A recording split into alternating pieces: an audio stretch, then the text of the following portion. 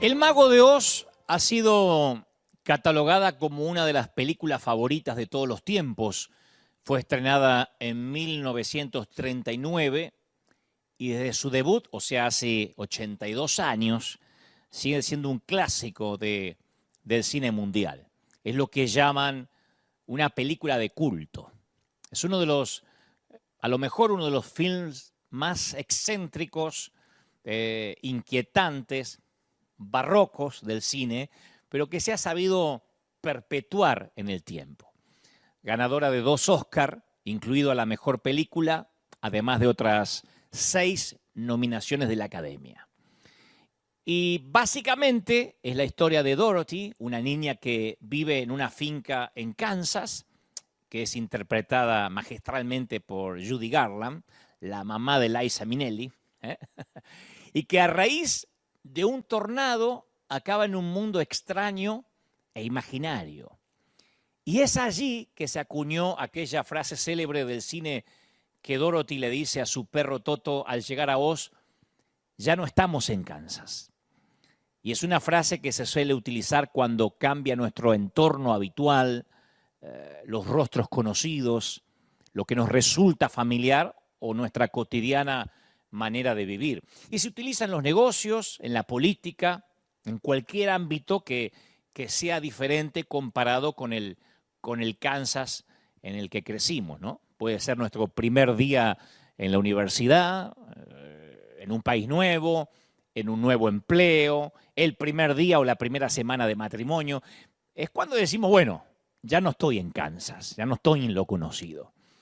Y la frase se utiliza como un cliché para expresar el hecho que tarde o temprano necesitamos ampliar las fronteras de nuestro Kansas.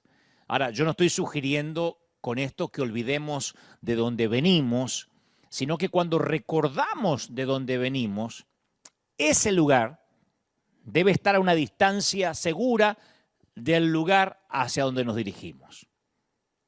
Por lo general, a menudo nos suele atraer lo que ya conocemos. Entonces, nuestro Kansas siempre nos termina atrayendo por lo familiar, por los rostros conocidos. Somos como los peces nadando en compañía de los que se ríen de las mismas cosas, votan al mismo partido, tienen las mismas ideas sobre la vida, el amor, la religión, el trabajo. Por eso existen los barrios para chinos, para negros, para hispanos, para gente pobre, para gente rica. Y hasta un famoso predicador americano allá por los años 80 tuvo la idea de crear un barrio excluyentemente cristiano, ¿no? Que después no prosperó. Pero eso es porque cuando nos rodeamos de gente con la que tenemos mucho en común, nos da una sensación de seguridad, que viene de saber lo que esperan de nosotros. Pero esto es comparable a vivir nuestra vida en una pequeña pecera de vidrio. Puede que sea seguro, pero también termina siendo algo pequeño y limitado, ¿no? Es una aldea controlada por lo que conocemos. Entonces nos sentimos protegidos, aislados de cualquier contaminación, de cualquier gente extraña, pero estamos renunciando a la vez al horizonte nuevo que Dios tiene en mente para nosotros.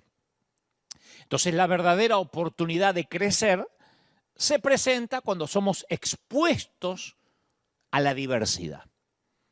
Y esta diversidad suele desafiar nuestra mentalidad estrecha y obviamente estimula el crecimiento, porque Dios nos creó para ser únicos y para ser diferentes. Primera de Corintios 15, 41 dice: una es la gloria del sol, otra la gloria de la luna y otra la gloria de las estrellas, pues una estrella es diferente de otra en gloria. O sea, todos los cuerpos celestiales tienen su propio tipo de belleza, pero juntos hacen que el cielo nocturno sea, no sé, una extravagancia única. Entonces, del mismo modo, nosotros brillamos más si nos rodeamos de gente que sea diferente de nosotros. Pero hay un momento en nuestra vida que es imperativo que estemos rodeados de gente que nos complemente, que sea diferente e insisto, que nos complemente en lugar de duplicarnos, en lugar de que sea una copia al carbón nuestra.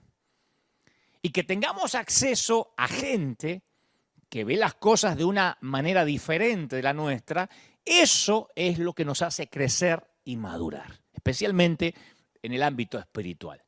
Pero claro, como digo siempre, y como decía recién, es bastante natural y común para nosotros buscar aquellos que se nos parecen, nos sentimos atraídos, al principio al menos por aquellos que nos parecen, se nos parecen a nosotros. Y la cruda realidad es que la vida es demasiado fugaz como para vivir dentro de la pecera de Kansas. La mente estrecha nos dice que no hay nada más allá de la jurisdicción de nuestro Kansas. Y nuestra propia pecera nos va llenando la vida de relaciones y problemas familiares que no nos dejan ver más allá de nuestras narices en la mayoría de las veces. El salmista nos recuerda la fragilidad de nuestras vidas cuando escribe en el Salmo 103:15, dice, el hombre como la hierba son sus días, florece como la flor del campo, que pasó el viento por ella y pereció y su lugar no lo conocerá más. Entonces cuando yo leo esto, digo, esta imagen nos recuerda a un campo de flores silvestres moviéndose por el soplo suave de la brisa de una cálida tarde y al momento siguiente, ¡fum!, un zumbido y el viento los barre. O sea que si nos comparamos con el ejemplo bíblico, estamos acá durante un tiempo demasiado corto. Desde el intelectual al ignorante, la muerte extiende su poder universal sobre todos y cada uno de nosotros, indistintamente de la raza, del credo, del color. Un día dejaremos de existir aquí. Entonces, a la luz de esto, reconocer cuánto vale el tiempo afecta nuestra manera de acercarnos a Dios y cómo vivimos nuestra vida. Entonces, cada momento que vivimos es un recurso irreemplazable, con una provisión limitada. No importa cuán importante, cuán atractivo, cuán rico, cuán poderoso pueda ser, el tiempo no espera a nadie. Y cuando uno sabe esta cruda verdad, yo pregunto, ¿por qué será que nos aferramos a transportar peso que termina afectando el éxito de nuestro vuelo por este breve espacio de tiempo que se llama vida? ¿Por qué ahora, por ejemplo, que estamos al principio de un nuevo año, por qué no inspeccionar lo que nos va a preocupar y lo que vamos a decidir pasar por alto? ¿Por qué pasaríamos nuestros días sumergidos en una red de problemas y asuntos insignificantes? Ahora, yo estoy consciente, y lo hemos dicho en domingos anteriores, que algunas pruebas y algunas turbulencias en la vida, algunos infortunios, no los podemos ignorar. Pero muchas otras cosas son lastres que arrastramos de nuestro propio Kansas. Son nuestras creencias antiguas, son las cosas que a veces heredamos sin querer, que se nos pegaron por el entorno en el cual nos criamos o nos formamos. Yo conozco muchísima gente que gasta los recursos limitados de sus energías, de su tiempo, extinguiendo fuegos que no valen la pena. ¿Quién no conoce, yo pensaba esta semana, quién no conoce a alguien adicto al drama? Que siempre tiene un problema terrible, que la vida parece una telenovela, esos culebrones venezolanos. Yo cuando era chico, mi mamá veía esos culebrones venezolanos. Raimundo, Edmundo, ama al mundo, ama, Florencia, Hortensia, Independencia, ¿se acuerdan? Entonces hay personas con reacciones emocionalmente excesivas, ¿no? Con la victimización que esto conlleva. ¿Quién no conoce un adicto al drama? Una persona adicta al drama, ¿no? Que relatan los sucesos cotidianos de su vida, ¿viste? Poniendo siempre el poder en el afuera. Siempre son cosas que le pasan. Fatalista, ¿no? Si el nene se le atraviesa un gas, te lo cuentan como que le agarró un cáncer terminal. ¡Ay, no sabes! Estoy orinada por un dinosaurio. Se me constipó el Matías. Vos no sabes. ¡Ay, no pude hacer caca! ¡No pude hacer caca! ¿Qué hice, Dios, para merecer esto? Estoy harta de esta vida. Es el diablo, ¿eh? Es el diablo que le seca el vientre. Yo no voy a hacer. Entonces, este tipo de protagonismo, te pongo un ejemplo, pues así como tantos otros, ¿no? Y este tipo de protagonismo se basa en la lástima que esa gente quiere generar. Y de ese modo ganan el afecto, la atención que desean de los demás. Yo siempre digo que las grandes cadenas de telenovelas Se perdieron una gran actriz porque no conocieron a mi mamá, a mi vieja. Ella siempre, el día que fuera de sorpresa avisándole, siempre, si te contestaba el teléfono te atendía con la voz ronca, siempre. Y si iba a abrirte la puerta siempre salía rengueando así la vieja. Ay, hijo, me viniste a ver. Siempre.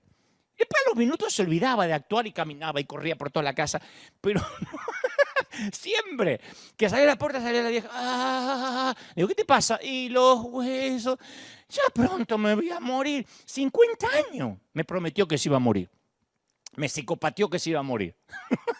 Ahora disfruta la presencia del Señor y finalmente, cuando yo me la encuentre cara a cara, le voy a decir, por fin, vieja, después de tanto amenazar, llegaste a la presencia del Señor. Ahora, cada vez que yo me acercaba a la puerta o cualquiera de sus otros hijos, ella salía, ¿cómo te va? ¿Estás mal de la voz? Ay, sí.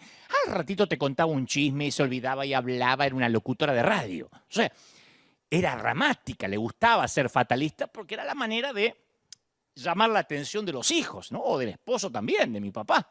Entonces la vida ya tiene suficientes circunstancias difíciles.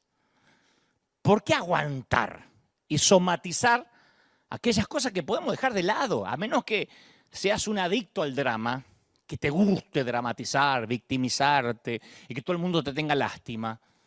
Yo siempre pregunto, ¿para qué dramatizar las boberías cotidianas? Como dicen los mexicanos, las babosadas. Yo sé que existen muchos momentos reales, insisto con esto, momentos reales de angustia que no se pueden evitar. Hace un ratito yo decía, hay gente que durante esta temporada ha perdido a seres queridos, ha tenido que renunciar a un funeral digno, no se pudo despedir de quien amaban. Esas son cosas graves, que hay que atravesar un luto, que hay que atravesar un duelo. Ahora, a todo eso que la vida nos depara, ¿por qué complicar la carrera no queriendo quitar de nuestros hombros lo que sí podemos quitar? Cuando el ciego Bartimeo oyó que Jesús pasaba cerca, tiró la capa, cuenta Marcos 10:46. Arrojó la capa. O sea, da igual, no importa qué cosas son las que tenemos que desligarnos, da igual qué es lo que te está robando la paz o la energía, pero si vamos a correr y vamos a correr bien, tenemos que tirar la capa que nos trajimos de Kansas. Dice Hebreos 12:1, por tanto, despojémonos de todo peso. ¿Se acuerdan? Y del pecado que nos asedia. Claro, nosotros siempre nos enfocamos en la palabra pecado, que está bien, es teológicamente correcto. Pero él habla de peso y pecado, no solo pecado, peso y pecado. Y si corramos con paciencia la carrera que tenemos por delante. Si hay que correr con paciencia, quiere decir que es una carrera de resistencia. No es una de 100 metros. Es de resistir, de permanecer, como dijo Gamaliel. Y para permanecer y resistir y tener paciencia, uno tiene que saber que no solo luchamos contra el pecado, sino contra el peso innecesario. Y tenemos que aprender a deshacernos del peso que estorba nuestro desarrollo. Y nos guste o no nos guste dejar a un lado los kilos que nos restringen del máximo uso del tiempo que Dios nos dio. Tenemos que quitarnos los asuntos grasos de la vida. Y necesitamos cortar la basura que nos inflama. Tenemos que esforzarnos por eliminar aquellas cosas que llenan nuestra vida, pero que no nos ofrecen nada que nos nutra, ni emocional, ni física, ni espiritualmente. Hay cosas que llenan, que inflaman, pesan, pero no alimentan. La pregunta es, ¿qué es lo que nos da energía, nos aviva, facilita nuestra actuación como corredores? ¿Y qué nos agota? ¿Qué nos drena? ¿Qué nos vampiriza? ¿Qué nos carga? Yo suelo contar que me acuerdo la casa de mi abuela Ana, la alemana, Ana Keller, la mamá de mi papá. La OMA tenía una casa en Florencio Varela, en Buenos Aires, y nosotros la íbamos a visitar y ella tenía la casa repleta de cosas que parecían que habían sobrevivido de la Segunda Guerra. Ropa antigua con agujeros de polilla, de moho. No era que era sucia ni dejada. Guardaba cosas, era una acumuladora. Fotos cuarteadas en color sepia, metidos en unos horribles cuadros ovalados del finado este, de la finada la otra, este es el otro finado, este es el finado que vino de la... Tanto finado, pero tenía en cuadros ovalados. Tenía una máquina de coser, la Singer esa con el pedal abajo, que era yo pienso que estaba para un museo. Un lavarropas que hacía el ruido de un tractor cuando se movía todo así. De hecho, los armarios de toda la casa, allá en Florencio Varela, estaban llenos de cosas viejas. Incluso presumía lo mucho que había guardado. Decía, yo no tiro nada porque todo puede servir. Era un museo. Pero de lo que la abuela no quería aceptar es que algunas cosas, sin importar lo hermosas que fueran una vez, tenían que desaparecer. No eran útiles. Y a ella le faltaba el valor para dejar ir las cosas. Y yo siempre menciono de tanto en tanto, acá en River lo hacemos, casi una vez al año, que aunque parezca terrible, mi abuela Ana no está sola en esto. La mayoría de nosotros nos aferramos a lo familiar de Kansas, incluso cuando ya no funciona y cuando ya no estamos en Kansas. Somos acumuladores compulsivos de lo que ya es historia. Y si se trata de cosas, a lo mejor tiene cierta solución, pero a veces mantenemos viejas relaciones muertas con gente con la que ni siquiera somos correspondidos. ¿Cuántos seguimos siendo leales a una amistad que no nos es leal a nosotros? Pensalo. ¿Cuántas relaciones tenemos que se mantienen por un solo remo? Porque para que un bote llegue rápido tienen que remar de los dos lados. A veces rema uno solo. El día que nosotros, por eso digo, no somos correspondidos en algunas relaciones. El día que nosotros dejamos de remar, el día que no llamamos, el día que no escribimos, esa relación se muere inmediatamente. ¿Por qué? Porque solo es mantenida de un solo lado. Son relaciones que se mantienen unilateralmente por un solo remador. No son dos. No es que si no llamo yo, me llama el otro y no importa quién ayuda a quién. A veces conservamos relaciones que no somos correspondidos. Yo he hecho la prueba de no llamar por una semana a alguien que alguna vez creí que era mi amigo y nunca más supe de él. Por una semana no lo llamé. Se habrá ofendido de muerte, nunca más me llamó. Nunca me dijo, che, te quedaste sin teléfono, se te cortaron los dedos, te quedaste sin voz, te moriste de COVID. Nunca. Hasta en un momento de mi vida había llegado a creer, en algún momento de mi vida, que tuve un pastor y yo me jactaba que hablábamos todas las semanas, pero el día que dejé de reportarme, se acabó el amor pastoral por la oveja. Hace muchos años. Yo decía, no, hablamos toda la semana. Oh, qué bueno que te llaman. Y después pensé, no me llaman, siempre llamo yo. Ahora, no es una cuestión egoísta. Estoy hablando de que nos aferramos a lo conocido, a lo que nos suena familiar, y hasta hay gente que usa el mismo producto de una determinada marca cuando va al mercado y ni siquiera considera probar un nuevo producto o algo mejorado porque se aferran a algo que ya conocen. Así son con las relaciones y así son con las cosas que consumen. Acá en River, que estamos en Anaheim, en California, yo conocí gente que viaja de California a Tijuana, se aguanta un cruce de horas por la frontera, ida y vuelta, 3 horas para cruzar, 3 horas para volver para comprar una marca de medicamento o comida, no, que solo hay allá. ¿De verdad? Ahora, una cosa que digo, bueno, si vas para allá, si vas para Argentina, tráeme dulce de leche, tráeme alfajores, pero tomarme un avión para ir a buscar un alfajor que solo allá lo hacen, es no querer soltar cosas. Nuestras vidas están tan llenas de ritos que a veces no consideramos una alternativa diferente. Y no tenemos mucho tiempo, insisto, la vida es corta. Y como pasemos por la vida, va a depender de nosotros. Tenemos opciones a nuestra disposición, pero no podemos recoger nada con las manos llenas. Tenemos que tomar decisiones y tenemos que soltar. Ahora, la elección es nuestra. Decidir lo que permitiremos que se adhiera a nuestro alma y lo que arrancaremos de nuestro alma. Es un ejercicio de elecciones y prioridades. Y yo creo que la pandemia, entre otras muchas cosas, que ya las hemos hablado aquí, llegó para ayudarnos a reordenar las prioridades, a reordenar nuestro organigrama de vida. Uno tiene que elegir lo que va a transportar, porque hay ciertas cosas que en la vida tenemos que transportar. Yo estoy consciente que hay cosas que tenemos que llevarnos. Hay problemas, hay infortunios, para los cuales tenemos que hacerle espacio. Uno no puede pretender tener hijos y no tener ciertos problemas o ciertas cosas que afrontar. Pero hay otras cosas que son un lastre innecesario, abandonado en el suelo de la vida de alguien que no toma decisiones y que no desarrolla prioridades. Entonces pregúntate cada día, ¿cómo puedo maximizar mi vida? ¿Cómo puedo vivir al máximo el poco tiempo que tengo en la tierra si no minimizo mi equipaje? Si no achico lo que llevo como carga.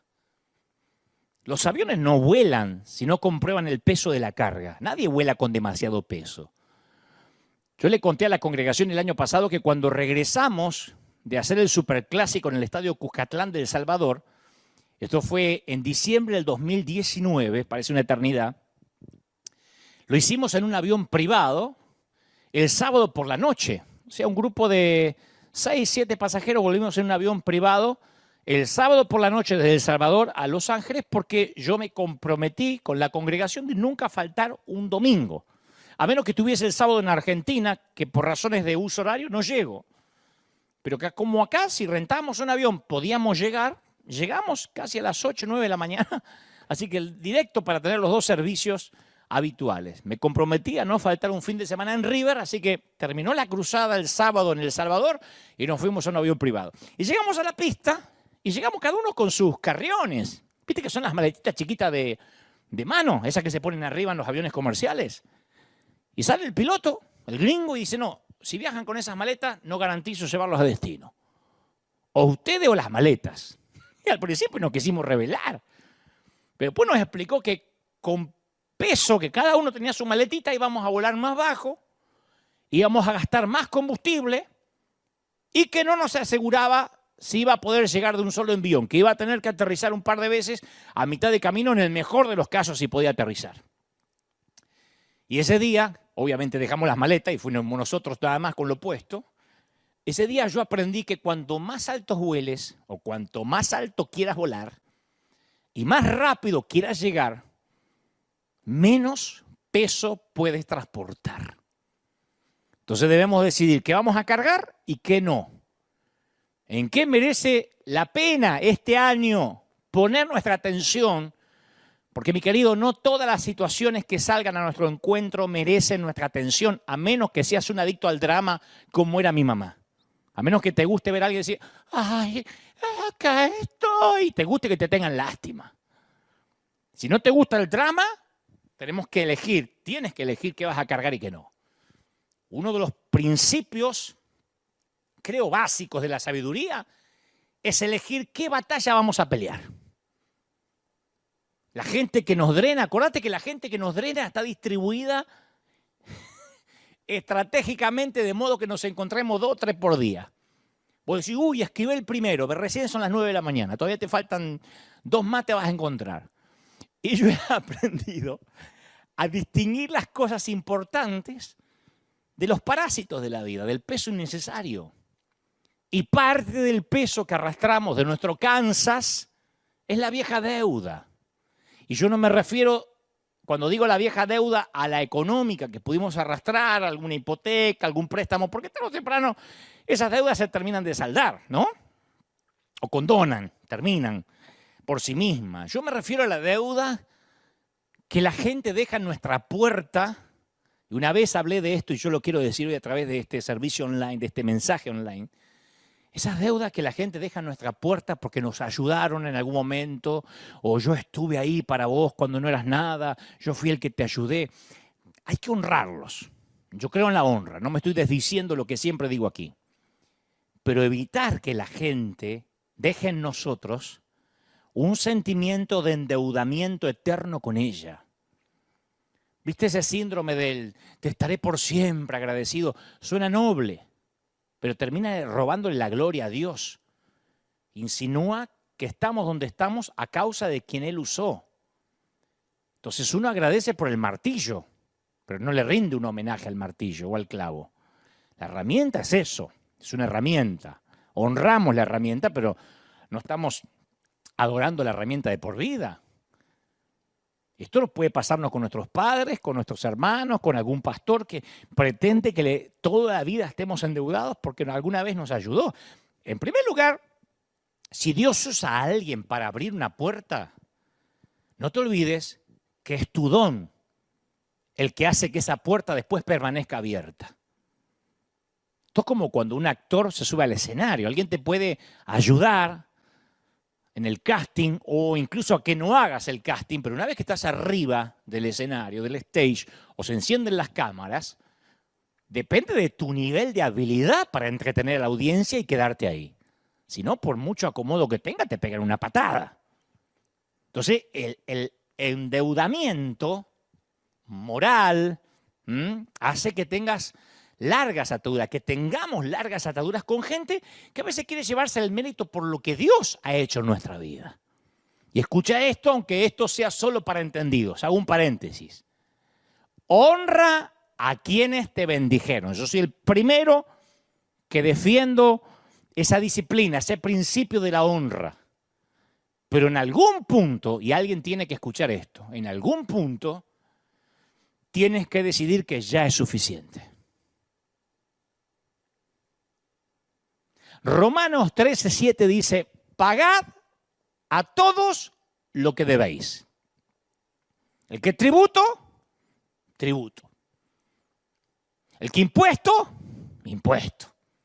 El que respeto, respeto. El que honra, honra. No debáis a nadie nada, sino amaros unos a otros. Pablo le dice a la iglesia de Roma que tenemos que pagar para estar libres de deudas, sea tributo, sea honra, lo que sea. Y así poder amarnos mejor unos a los otros libremente, sin deudas en el medio. O sea, el amor es la única deuda que uno no puede saldar por completo, ¿no? El problema viene cuando permitimos a otros manipular y convertir nuestros sentimientos de gratitud en una deuda pendiente que solo le pertenece al amor.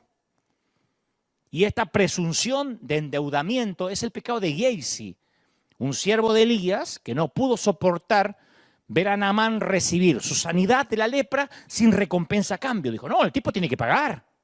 Si el tipo estaba leproso, que con 7 zambullidas va a ser así nomás. Mi amo no le habrá querido cobrar, pero yo le voy a cobrar.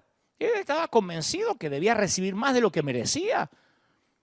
Y haciendo esto trajo destrucción sobre sí mismo. Entonces, tristemente, no se dio cuenta que no fue él, ni siquiera el profeta el que sanó a Naamán, sino Dios. Y la avaricia de Giezi le causó la muerte con la lepra que Dios le había quitado a Naamán. Entonces, todos tenemos gente que nos ha bendecido. Somos el producto de gente que confió en nosotros y los honramos, los apreciamos. Yo siempre honro de acá a todos los hombres de Dios que me ayudaron, que confiaron en mí, desde los primeros pastores, desde el primer pastor que se llamaba Darcy Antunes de Souza, hasta el pastor Héctor Jiménez, que un día me dijo, flaco, subí a predicar y yo tenía 19 años, hasta Claudio Freyson, que fue el hombre que oraba por mí en pleno mover y en plena unción, cada pastor, Juan Carlos Ortiz, que me abrió las puertas de lo que era la Catedral de Cristal, cada hombre de Dios, yo lo bendigo y lo honro. Y son hombres que no piden honra, en este caso de los que te mencioné. Pero a lo mejor uno se encuentra en la vida con gente que quiere más de lo que merece. Viste que cuando terminamos de pagar una hipoteca o un préstamo, el banco no nos tiene que volver a llamar. La deuda ya fue pagada. ¿Sí? La obligación ya no existe más. Pero siempre hay un Giezi o alguien con espíritu de Giezi que llama a nuestra puerta y todavía intenta cobrar una hipoteca que ya ha sido pagada en su totalidad. A veces son nuestros propios padres. No, es que tu madre que dio la vida por ti, mira cómo tengo las manos de fregar tu mugre, te crié. Bueno, mamá, ya está, te voy a honrar, pero no tengo una deuda moral eterna con mi papá o con hermanos. Eso puede pasar con familiares, con seres queridos, con mentores. Por el hecho de que una vez hubo una deuda, a ciertas personas a veces les cuesta aceptar que hayamos seguido adelante con nuestra vida. Y a veces es difícil quitarte ese peso de encima, pero tenemos que saber que según se incrementa nuestra altura, nuestro vuelo, hay que hacer elecciones difíciles sobre quién nos va a acompañar a lo largo del camino. Y está muy bien ser una persona amable, pero sería absurdo seguir haciendo pagos mensuales al banco por una hipoteca que fue ya saldada hace tiempo. Poner la amabilidad por encima de nuestro bienestar es absurdo. Y escuchá lo que Dios me dice que te diga, los complejos mesiánicos de intentar ser a veces más buenos que Dios, hacen que terminemos crucificados. Por eso yo insisto, para que Dios nos lleve a donde nos quiere llevar, tenemos que reconocer que ciertas relaciones fueron buenas para Kansas, pero ya no sirven para el sitio donde vamos. No siempre aquello que nos sacó de Egipto sirve para meternos en Jericó.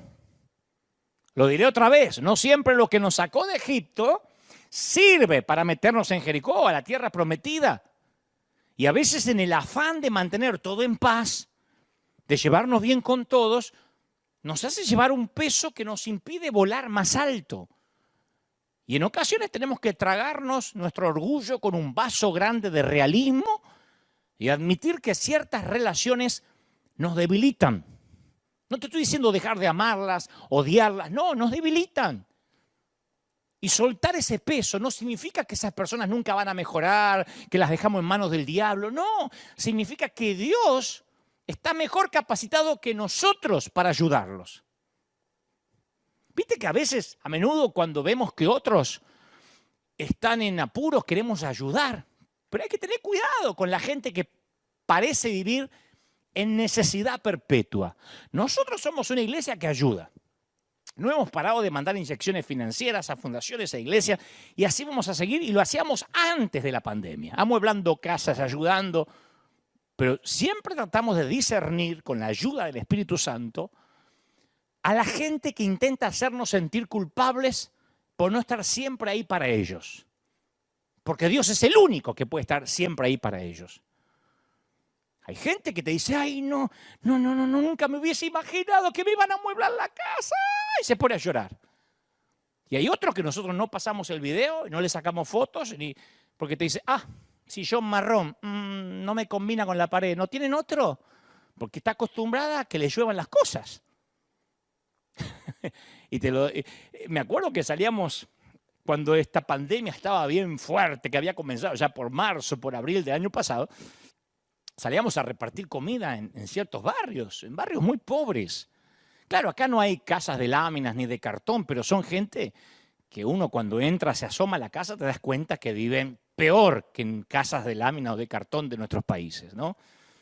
Y algunos con lágrimas en los ojos, no esperaba. Y otros, como el gobierno los ayuda, y les ayudan los curas de allá, y les ayudan los testigos de Jehová del otro lado, y llegamos nosotros, ¿qué tienen? No, eso no consumo. Déjeme 2 bolsas, como si fuéramos los repartidores. Entonces hay una enorme diferencia entre ayudar a alguien y llevarlo en brazos. A veces la ayuda constante puede ser incluso un impedimento.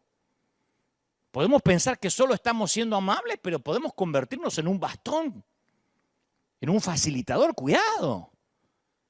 ¿Para qué van a intentarlo? Si siempre estamos ahí nosotros para darle todo. Hay gente ciega, no vidente, que cuando Jesús le pregunta, ¿qué quieres que haga por ti? Responde, necesito un bastón blanco, porque le conviene seguir siendo ciegos y que le den un bastón. Es duro, pero es así, yo los he conocido por años. Escogen la parálisis, viven dependiendo de bastones ajenos y luego culpan a Dios por no poder caminar por sí solos o por no poder ver. Y yo en estos años he aprendido que todo aquello que una persona recibe, escucha, todo lo que una persona recibe sin haber trabajado para obtenerlo, no te estoy hablando de una vez, en que la misericordia, en que vas y lo ayudás a alguien que no tiene trabajo, que no, como estos abuelitos que ayudamos en el proyecto Honra. Yo estoy hablando de la gente que se acostumbra a recibir algo por lo cual no le costó ningún esfuerzo, es porque otra persona trabajó para que la tenga. Me hace acordar a cuando alguien me decía, ¿y por qué no hace como Carlos Anacondia en Argentina, que hace todo gratis? Carlos Anacondia nunca hizo nada gratis. Lo pagaba él. A mí me hacían, cuando yo cobraba, por ejemplo, una conferencia para líderes en cualquier parte del mundo, me decía, Dante, perdiste la senda antigua, no haces más las cruzadas gratis, los superclásicos gratis. Nunca fueron gratis. Pagamos el estadio, pagamos la música, pagamos el sonido, las luces, cada cosita, alguien lo paga.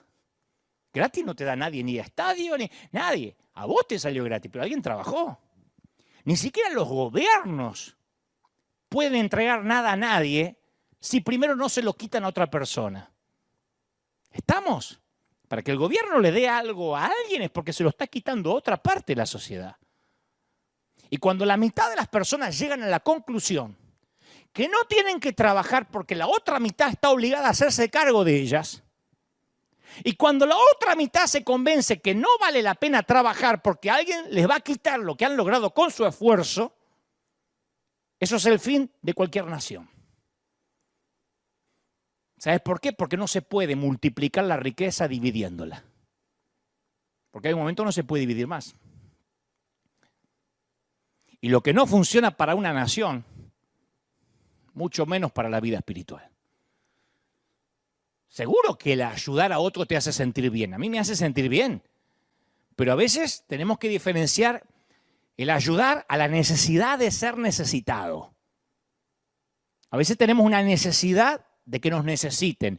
Y eso se interpone con nuestra propia necesidad de crecer. Los pastores solemos sufrir ese síndrome de la gente me necesita.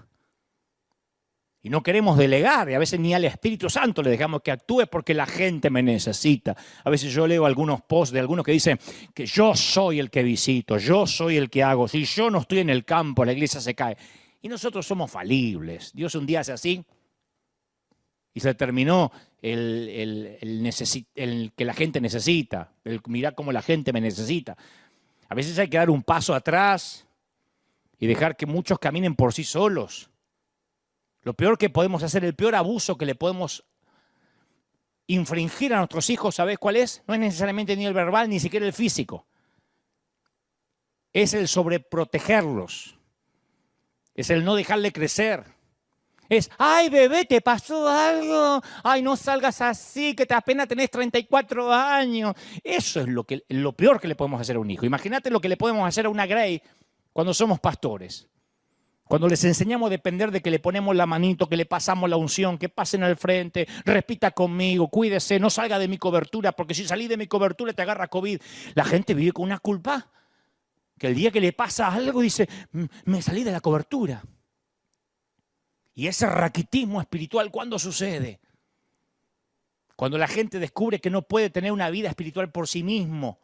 Mucha gente descubre a Dios cuando se los deja solos. Pero a veces tenemos que dejar de jugar a ser Dios y aprender a viajar liviano. Digo, nosotros los líderes, ¿no? Estoy haciendo una autocrítica.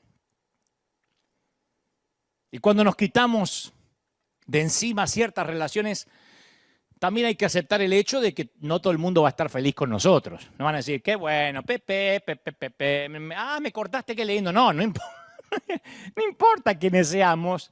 No vamos a poder agradar a todos todo el tiempo. No somos un billete de $100 para que nos quieran todos.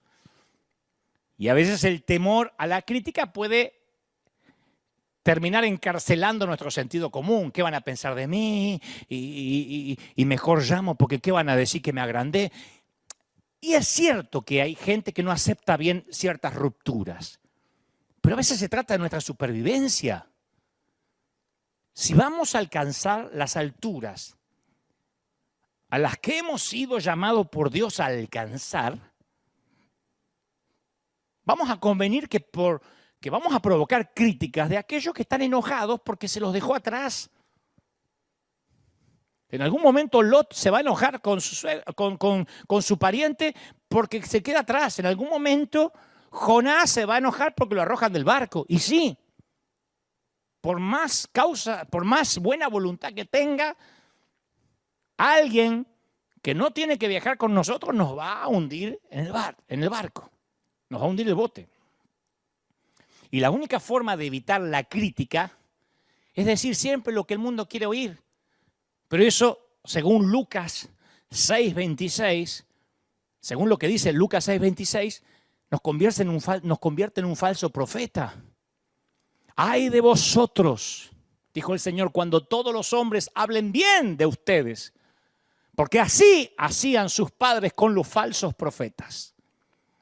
Si la gente está hablando bien de nosotros, pero también está robándonos nuestra vida y estorbando nuestro sueño, entonces esos cumplidos, esa hablada bien es demasiado costosa. Es un precio muy caro para caerle bien a todos. Hay momentos que hay que dejar que cierta gente hable mal de nosotros. De corazón, merece la pena perder el peso que no es necesario.